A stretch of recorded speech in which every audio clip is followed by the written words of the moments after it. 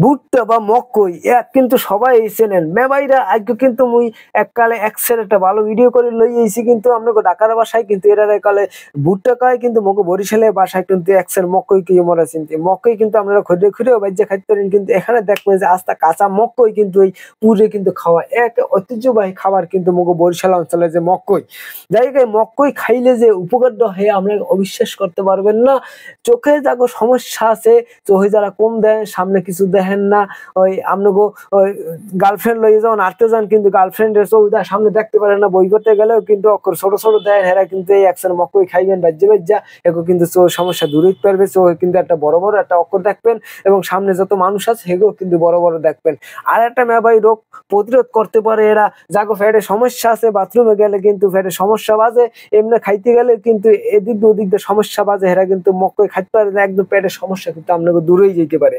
যাই হোক রাস্তায় আটবার সময় কিন্তু এই মকইটা চোখে পড়ছে এই লিগে কই যে মামা একটা মকই খাই কিন্তু সচরাচর ঢাকায় কিন্তু এই মকই আপনারা দেখতে পাইবেন না মগো আঞ্চলিক বরিশালের ভাষায় কিন্তু এরা মোরা মকই এই কই যাই হোক মকই চাচারে কইলাম কাকু মকই কয় ধরে চাচাই কইলো যে কাকু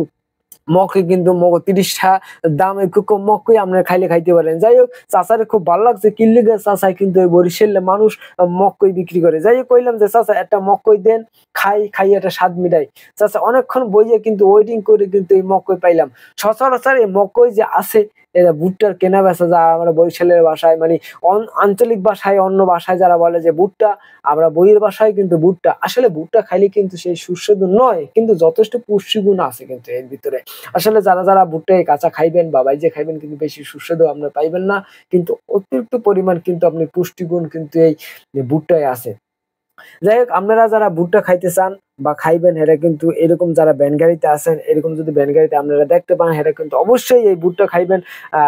আদা লঙ্কা দিয়া একটু লেবু দিয়া যখন একটা মাজন দিয়া যখন মরিচ আচাই দেবে তখন কিন্তু স্বাদেই একটা অন্য ধরনের কিন্তু একটা স্বাদ আপনার এই ভুট্টায় পাইবেন যাই হোক আপনারা যারা মোর পেজে ফলো দিতে আছেন এবং